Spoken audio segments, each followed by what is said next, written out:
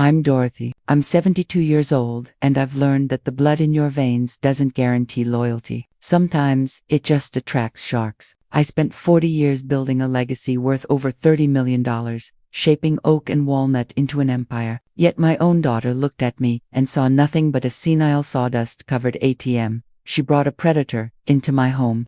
A man who smiled in my face while plotting to strip the flesh from my bones. They thought they were dealing with a helpless, lonely widow who would sign anything to feel loved. They didn't know that I built my fortune by outsmarting men twice as dangerous as them. They didn't know I speak their secret language. By tomorrow morning, they will be standing in a federal courtroom, realizing that the helpless old woman just locked the cage door behind them. If you're watching this video, tell me where you're from or what time it is for you.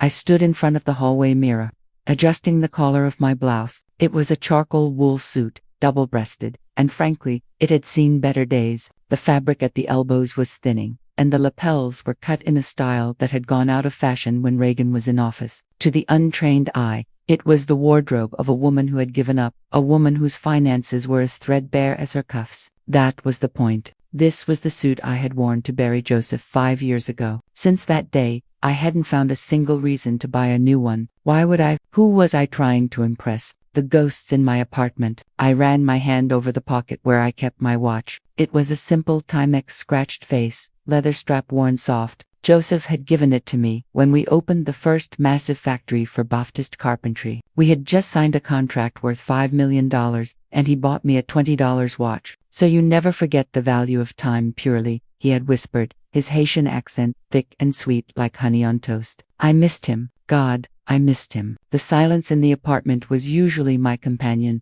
but tonight it felt heavy. Tonight I was meeting Diana's fiancé. Diana, my daughter, my only child, the girl I had taught to plane wood, to respect the grain, to measure twice and cut once. Somewhere along the line, she had forgotten the measuring. She just cut. She cut corners, she cut ties, and now it seemed she was trying to cut a piece of a pie she didn't even know existed. She didn't know about the 30 million. No one did, except my lawyer, Roland, and the IRS. When I sold the company a decade ago, I didn't buy a yacht. I didn't buy a penthouse. I stayed right here in this 2-bedroom apartment on the south side of Chicago. I invested quietly. I lived simply. I wanted Diana to build her own life, to find her own strength without the crutch of a trust fund.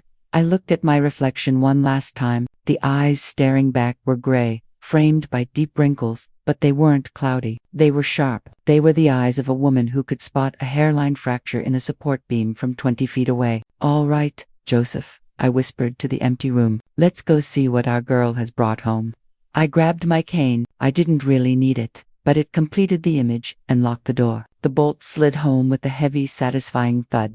La Chateau Noir was the kind of restaurant that made you feel poor just by walking through the door. The lighting was so dim, I suspected they were trying to hide the portion sizes. The walls were draped in dark velvet and the air smelled of expensive cologne and truffle oil. It was a temple to excess, a place where people came not to eat, but to be seen eating. I arrived 15 minutes early. Habit, in my business. Early was on time, and on time was late. I stood by the host stand, feeling the judgmental gaze of the maître d'. He looked at my wool suit, my scuffed shoes, and gave a microscopic sniff of disdain. "Can I help you, ma'am?" he asked, his tone suggesting I was likely looking for the service entrance or a donation. "I'm waiting for my party," I said, my voice raspy. "The Miller table." He checked his list, a flicker of surprise crossing his face. "Ah, yes, right this way."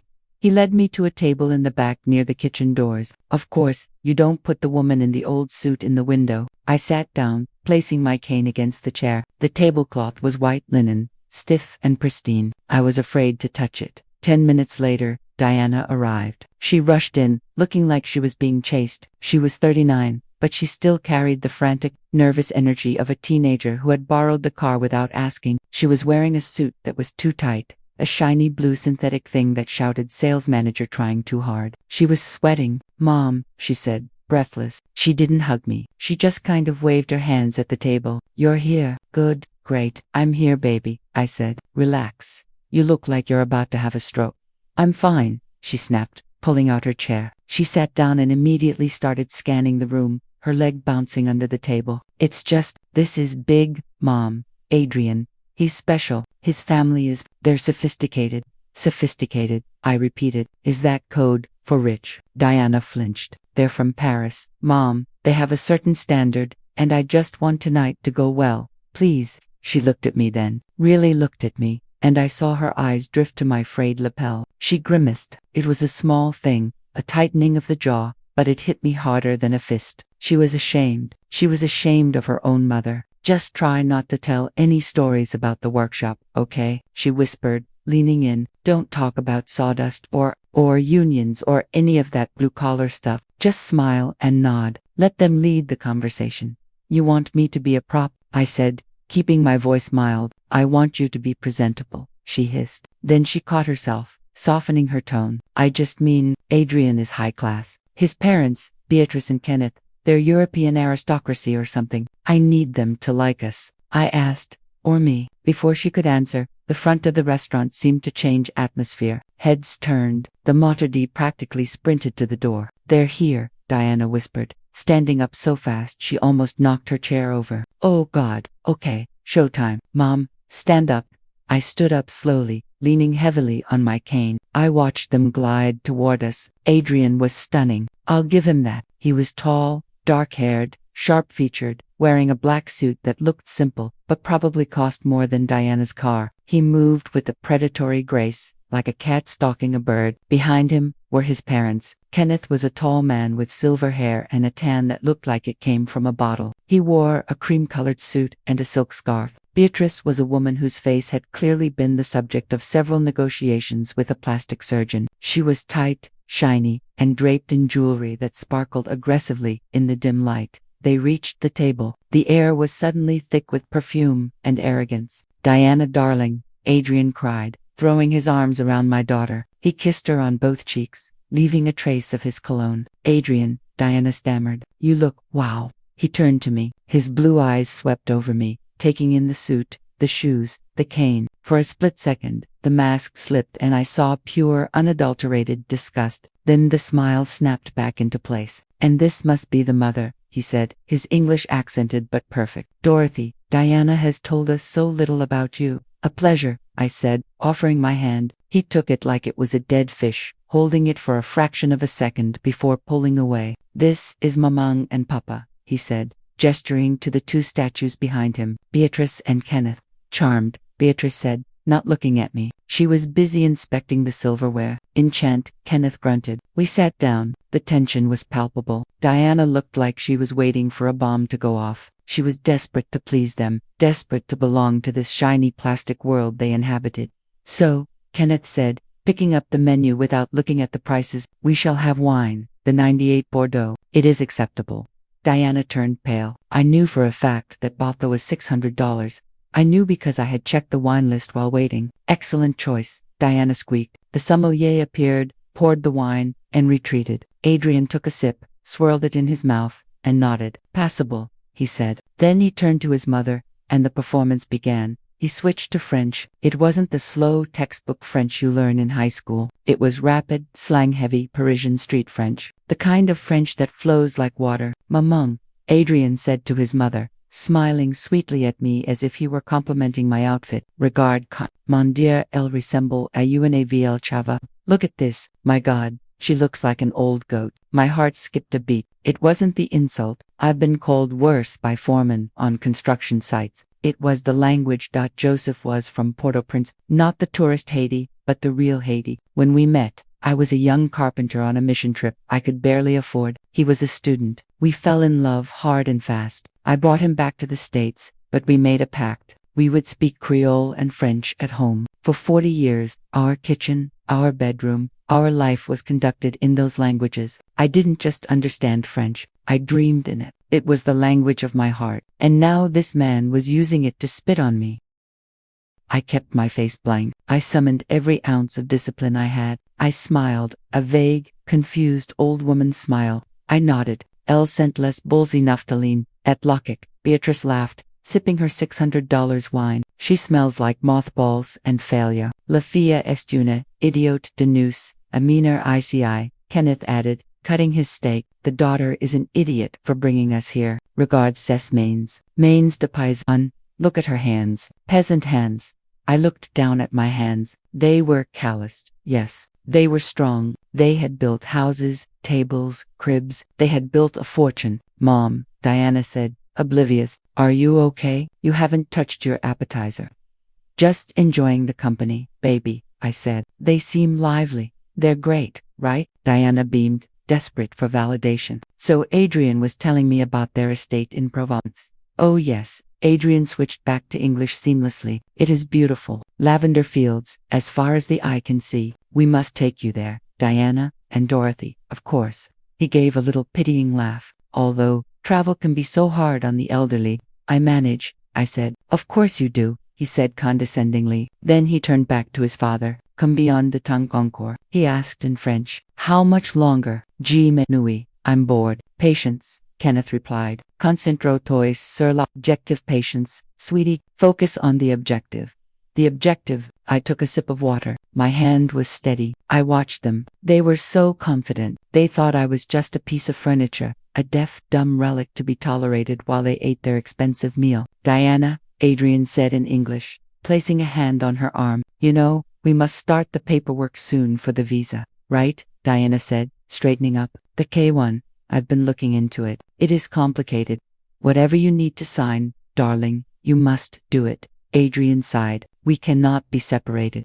I'll sign anything, Diana said. You know that. I know. He cooled. Then he looked at his mother and winked. LVA to signer, he said in French. She will sign anything. LST telement desespérée. She is so desperate. Et la, Beatrice asked. And the money. Lemire, a UNA propriet un apartment et probablement UNA assurance vie, Adrian replied, his voice dropping lower, but still distinct to my ears. The mother has a property, an apartment, and probably life insurance. He looked at me. His eyes were cold, calculating. UNA voice, QJAI la carte, vert, on divorce, HG, par la moitié de la héritage, he said. Once I have the green card, we divorce and I take half the inheritance. Quand la vieille meurt. When the old woman croaks. I stopped breathing. It wasn't just insults. It wasn't just snobbery. It was a plan. A cold-blooded, calculated plan. The mirage. Pour les papiers. Kenneth muttered. Classic marriage for papers. Classic Itiana. Beatrice asked.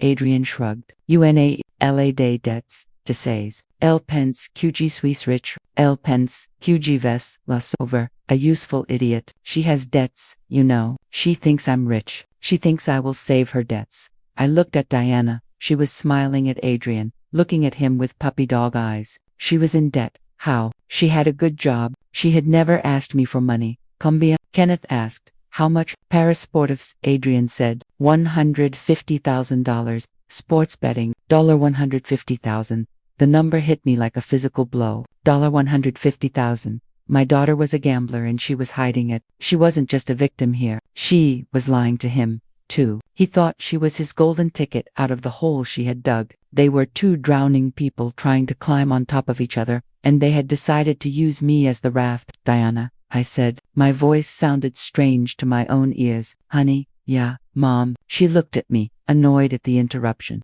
I'm not feeling well, I said. I think I need to go. Now, Adrian asked, feigning concern. But we haven't even had dessert. Old age, I said, gripping my cane. It creeps up on you. I stood up. Diana looked relieved. She didn't want me there anyway. I was cramping her style. I'll call you an Uber, she said. No, I said. I'll take a cab. You stay. Enjoy your investment. I walked around the table. I stopped behind Adrian's chair. I placed a hand on his shoulder. I felt him tense up. He didn't like being touched by the peasant. I leaned down. My lips were inches from his ear. The restaurant noise faded away. It was just me and him. Adrian, I whispered, and I spoke in perfect, flawless, native Parisian French. The French of the 7th arrondissement, the French of conversation salons. Je trouve notre conversation assez fascinante. Que vous? I found our conversation as fascinating as you did. I felt his body turn to stone. I felt the vibration of his gasp. I pulled back, winked at his terrified, wide eyes, and walked out of the restaurant without looking back. I didn't go home immediately. I walked for 3 blocks, letting the cold Chicago night air cool the rage that was boiling in my blood. My hands were shaking, not from age, but from the sheer desire to break something. Diana was in debt. She was using me. Adrian was a fraud. They were planning to strip me dry. I hailed a cab. South Side, I barked. When I got into my apartment, the silence was different. It wasn't lonely anymore. It was focused. I threw my cane on the sofa. I took off the wool jacket and threw it on the floor. I went to my study. It was a small room dominated by a massive oak desk I had built 30 years ago. It was solid, unmovable. I sat down and unlocked the bottom drawer. Inside was a burner phone. I only used it for one thing: my private business, the business Diana knew nothing about. I dialed a number. It was 9 p.m., but I knew he would answer. "Roland," I said when the line clicked open. "Dorothy." His voice was sharp, professional. "It's late. Is everything all right?" "No," I said. "I need you to open a file. New case. Who is the target?" "Adrian Morrison, French national, currently in Chicago, and his parents, Beatrice and Kenneth, connection, fiancé to my daughter." "Dorothy," Roland said carefully. "I need the nuclear option," I said. "I want a full background check. Financials, criminal record, visa status, everything, and I need it fast." "I'll put Talia on it," he said. "She's expensive for a rush job." "I don't care if she costs $1 million, I snarled. "I want to know who is sleeping in my daughter's bed." "Done," he said. "What happened?" "War," I said. "War happened." I hung up. Then I sat there staring at the picture of Joseph on the desk. "They called me an old goat," I told his photo. "They called our girl a useful idiot."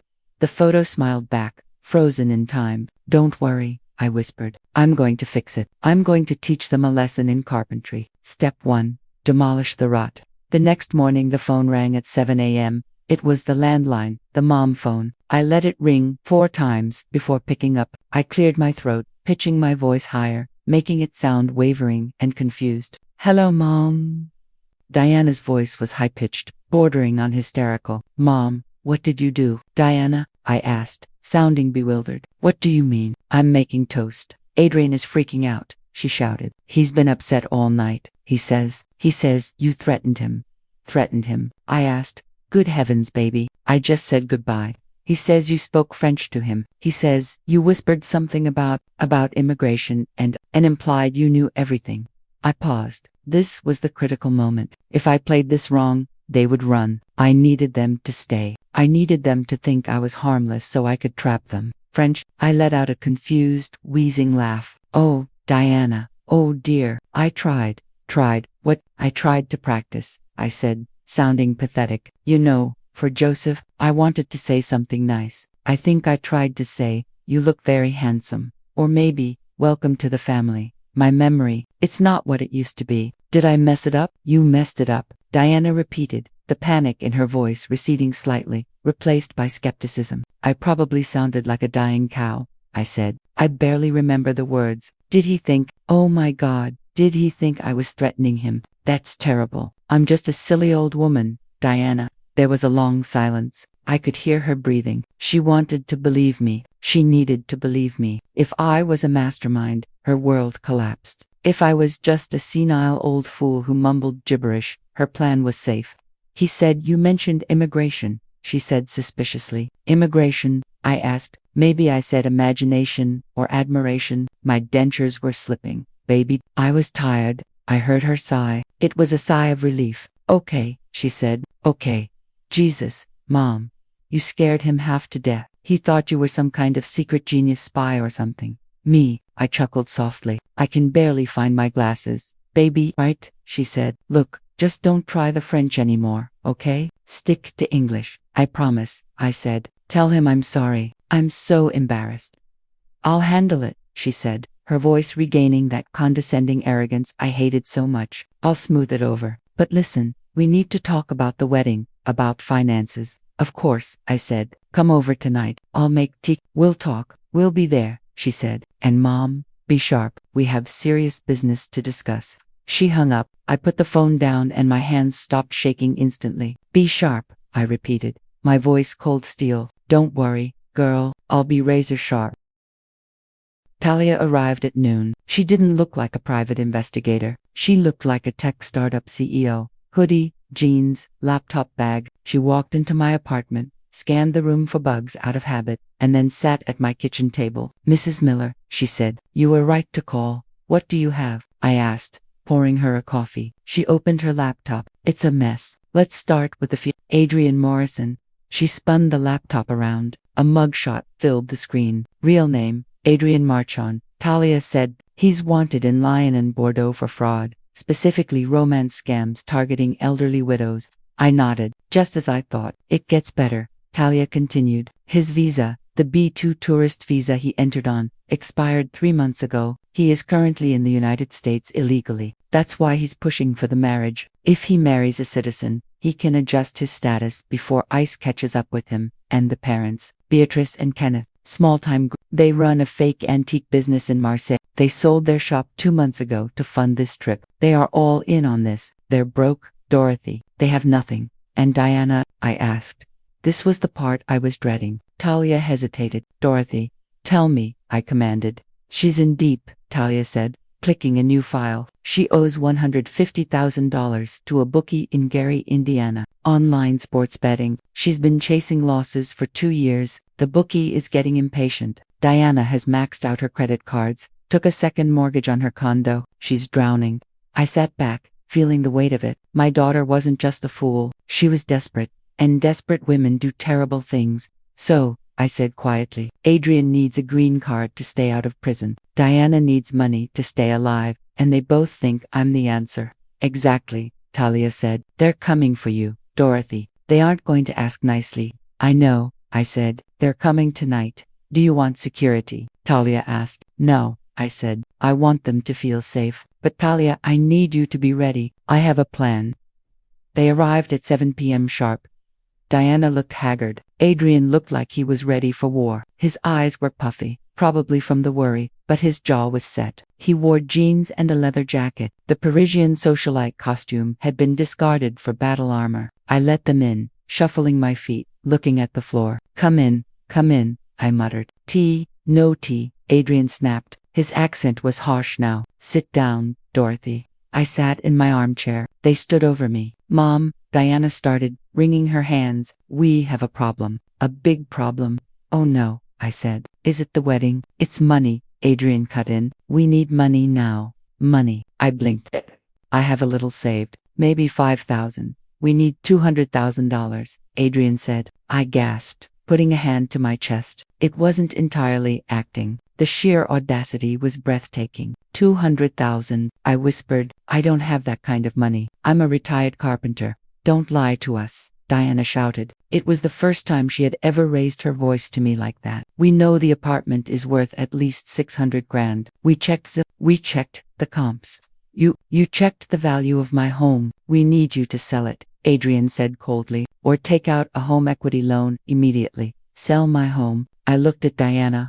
Baby, this is where your daddy lived. This is my home. It's too big for you, Diana yelled. You're one woman. You can move into a facility. A nice one. We need this money, Mom. I need it. For what? I pleaded. Why? For the visa, Adrian lied smoothly. We have to prove financial stability. If we don't show assets, they will deport me. Do you want that? Do you want to destroy your daughter's happiness? I can't, I said. I can't sell the apartment. Then we will make you, Adrian hissed. He leaned down, his face inches from mine. Listen to me, old woman. If you don't help us, Diana walks away. You will never see her again. If we have children, you will never meet them. You will die alone in this miserable box. Is that what you want? I looked at Diana. She couldn't meet my eyes. She was letting him do this. She was trading her mother for a gambling debt. No, I said firmly. No, Adrian recoiled. No, I repeated. I will not sell my home. You selfish old bitch, Diana screamed. I hate you. You care more about this stupid apartment than me. Get out, I said. We're leaving, Adrian spat. But this isn't over. We will get what is ours. They stormed out. I heard Diana kick the door as she left. I sat there in the silence. My heart was pounding. An hour later, my cell phone buzzed. Not the burner, my regular phone. I picked it up. It was a text from Diana. Mom, I'm sorry, I yelled. I'm desperate. Please. I'm at the bank on Madison Street. I'm trying to get a loan. If you don't help, I don't know what I'll do. I frowned. The bank was closed. It was 8:30 p.m. Why would she be at the bank? Then, another text came. They said they might be able to access Dad's old joint account if you authorize it. Please just come down here. Just talk to them. A chill went down my spine. The joint account, Joseph's old savings, there was only about 10,000 in there. But if she was trying to access it without me, I grabbed my coat and my cane. I ran out of the apartment. I hailed a cab and sped to the bank. It was dark, but the ATM lobby lights were on. I saw Diana inside. I rushed to the door, banging on the glass. "Diana," I shouted. "What are you doing?" She turned. She was holding her phone up. She wasn't banking. She was recording. "Mom," she shouted through the glass. "Calm down. Stop hitting the glass. You're scaring me." "Open the door," I yelled, confused. "You texted me." "I didn't text you," she yelled back. "Still filming. Go home, Mom. You're having an episode. You're paranoid." Episode. I froze. I looked around. Adrian was sitting in a car parked at the curb. He was filming, too. "She is violent," Adrian screamed out the window. "Look at her. She is attacking the bank." I realized it then. The text was a lure. They wanted me here, angry, banging on the door, looking deranged. They were manufacturing evidence. I stopped. I lowered my hand. I looked straight into Diana's camera phone. "I see," I said quietly. I turned and walked away. But the damage was done. They had their video. The next morning, Roland called. His voice was grave. "Dorothy, we have a problem. They filed, didn't they?" "Yes. Emergency conservatorship ex parte. They are claiming you are suffering from rapid onset dementia with paranoid delusions and violent outbursts." "On what grounds?" Exhibit A. You're confused, rambling about the French language. Exhibit B. A video taken last night of you attacking a bank branch while screaming at your daughter. They claim you thought they were stealing your money. "I was lured there," I said. "It was a setup." "I believe you," Roland said. "But the judge doesn't know that. They have sworn affidavits from Adrian and Diana stating you are a danger to yourself and your estate. They are asking for immediate, temporary control of your assets to protect you." "To rob me?" I corrected. "Yes. The hearing is in 48 hours. Dorothy, if they win this, they freeze everything. They can sell the apartment. They can put you in a home." "They won't win," I said. "We have the dirt on them, the gambling, the visa fraud." "We need more than dirt," Roland said. "We need proof that you are sane. We need to prove their allegations are malicious lies." "Do we have the recording from the restaurant?" "I didn't record it," I said. I thought I could just scare them." "Damn," Roland swore. "Okay.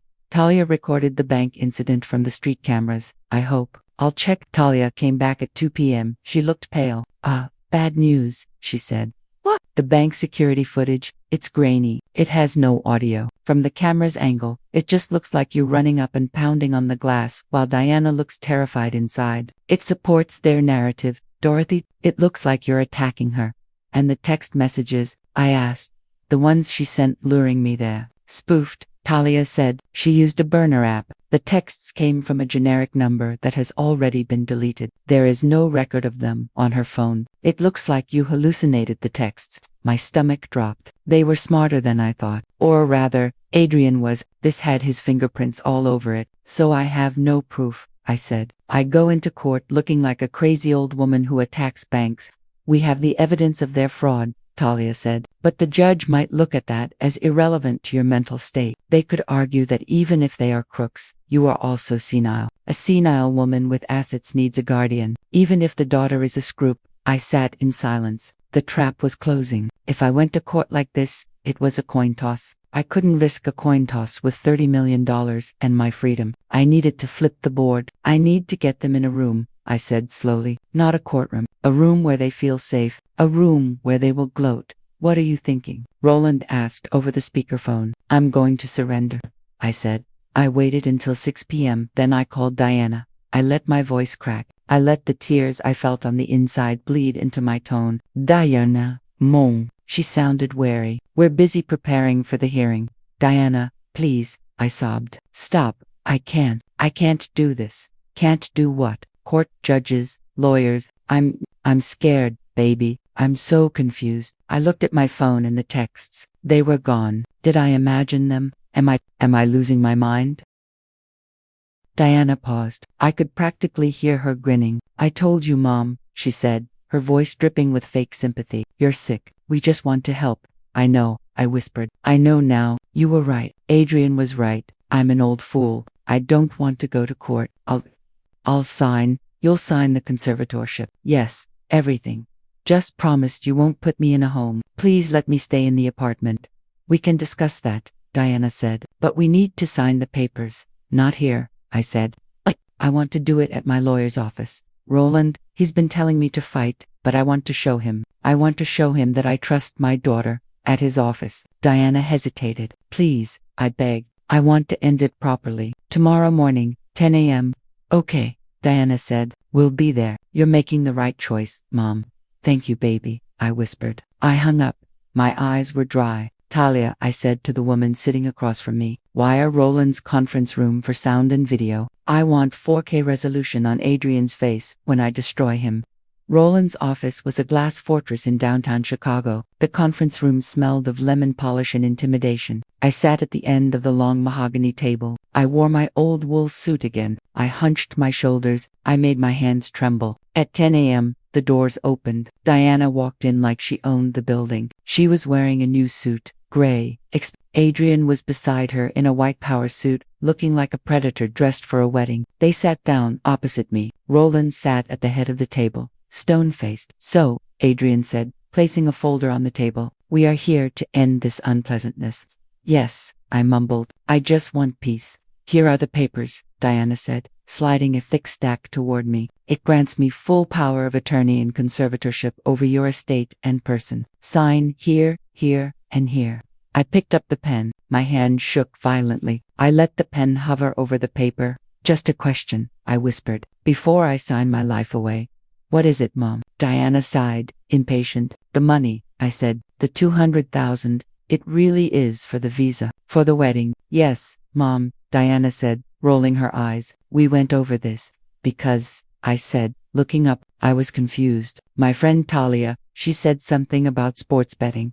The room went deadly silent. Diana froze. Adrian turned his head slowly to look at her. Sports betting, he repeated. Yes, I said, my voice getting a little stronger. $150,000 to a bookie in Gary, Indiana. Is that right? That's a lie, Diana shouted, standing up. She's crazy. Adrian, don't listen to her. She's having an episode. Sit down, Miss Miller, Roland said sharply. Adrian, I said, looking at him. Did you know she was broke? Did you know she has 3 maxed out credit cards? Adrian stared at Diana. His eyes were wide. Is this true? No, Diana squeaked. It is, Roland said, sliding a bank statement across the table. Adrian snatched the paper. He scanned it. His face went pale. You, he whispered to Diana. You have nothing. I have potential, Diana pleaded. I have commissions coming. You have nothing, Adrian screamed. You told me you had savings. You told me your mother was rich. She is rich, Diana pointed at me. She has the apartment. She has whatever she has. And you, I said, turning to Adrian, let's talk about you. I dropped the old woman act. I sat up straight. The tremor in my hand vanished. I locked eyes with him. Adrian Marchand, I said. He flinched as if I'd slapped him. Wanted in France for fraud, I continued. Visa expired 62 days ago. Illegal alien. Adrian stood up, knocking his chair back. Who are you? He whispered. I'm the old goat, I said. Remember? He looked around the room, realizing it was a trap. You cannot prove anything. We are leaving.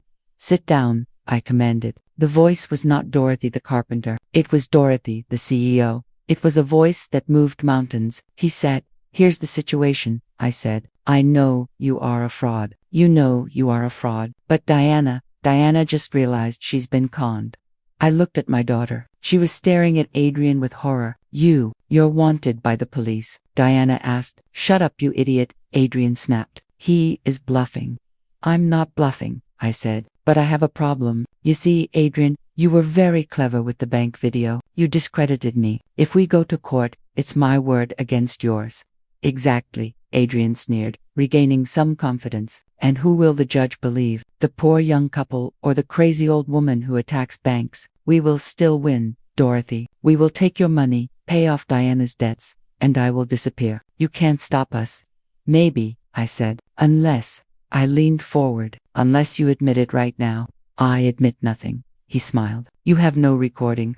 True, I said. Talia lost the audio. Clumsy of her. Adrian laughed. It was a cold, ugly sound. Then, you're finished, old woman. I looked at him. I knew I had to break him. I had to make him lose control. I had to use the weapon he hated most. I switched to French. Adrian, to sais pourquoi tu es ici. Adrian, do you know why you failed? He stiffened. I continued, my voice soft but venomous. Parce que tu es un amateur. You ne petit frappé de Marseille qui joue les grands seigneurs because you are an amateur. A little thug from Marseille playing the grand lord. Don't speak French, Diana yelled.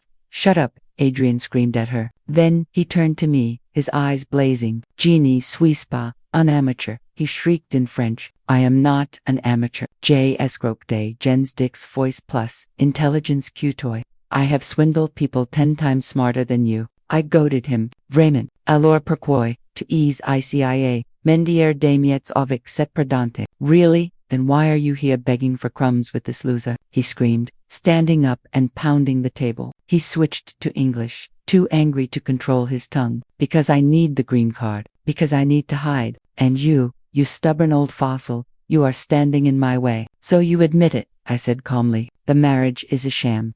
Of course it's a sham, he yelled. Look at her. He gestured to Diana. She is pathetic. Why would I marry her? I marry her for the papers. I take your money and I leave. That was the plan. And you are going to sign that paper right now or I will tell the police you touched me. I will ruin you. She was panting. The room was silent. Diana was staring at him, her heart breaking in real time. Adrian, she whispered. Oh, shut up, Diana, he spat. I smiled. Thank you, Adrian, I said. That was very clear. Sign the paper, he demanded. I don't think so, I said. Roland pressed a button on his desk phone. Send them in. The heavy glass doors didn't hiss this time. They were thrown open. 4 people walked in. 2 were uniformed Chicago police officers. 2 were in windbreakers that said ICE in big yellow letters. Adrian's face went from red to chalk white in a nanosecond. Adrian Marchun, the lead ICE agent, said, "You are under arrest for visa violations and conspiracy to commit marriage fraud." He didn't run. He couldn't. His knees gave out. He slumped into his chair. "No," he whispered. "No, please." The officers moved efficiently. They pulled him up. The handcuffs clicked. A sound of finality. "Diana Miller," the Chicago PD officer said, turning to my daughter. Diana stood up, shaking. "Me, I'm the victim." He lied to me. "You are under arrest for conspiracy to commit elder abuse, attempted grand larceny, and filing a false instrument with the court," the officer said. "We have your affidavit. We have the financial records linking your debt to the conservatorship filing." "Mom," Diana screamed as they cuffed her. "Mom, tell them. I didn't know." I stood up. I walked over to them. Adrian was crying now, ugly tears running down his face. "You old bitch," he hissed at me. "Au revoir, Adrian," I said. Then I looked at Diana. She was weeping, a broken girl in a woman's suit. "Mom, please," she begged. "I'm your daughter." "I know," I said softly. "And that is the only reason I'm letting the police handle you instead of the people you owe money to. You're safer in jail, Diana." She sobbed. "Why did you do this?" I leaned in close, just like I had with Adrian. "Because Joseph taught me that family is built on truth," I said. "You brought lies into our house. You tried to sell my dignity for a gambling debt. You aren't a victim, baby. You're a volunteer." They dragged them out. The room was suddenly quiet again. I walked to the window and looked out at the city. "Are you okay, Dorothy?" Roland asked, gathering the files. "I will be," I said. I sold the apartment a month later. It had too many ghosts. I moved to a smaller place, a brownstone in Hyde Park with a garden. I set up a workshop in the back. Diana got 5 years probation and a mountain of community service. Thanks to my intervention, she had to declare bankruptcy. She works at a hardware store now. We talk on Christmas. It's short. It's polite. It's enough. Adrian was deported. I heard he's serving time in a French prison for the scams he pulled on those other widows. As for the 30 million, I didn't hoard it. I launched the Baptiste Initiative. We provide free legal counsel to immigrants who are being exploited and to elderly people being targeted by financial predators. We fight the sharks. I still wear the old wool suits sometimes. It reminds me of who I am. I'm Dorothy. I'm a carpenter and I built a life that no one can tear down. If this story resonated with you, leave a like and consider subscribing. You can also drop any comment below, even just one word. Maybe tell me where you're watching from or what time it is right now. Sometimes one word is enough to say you were here.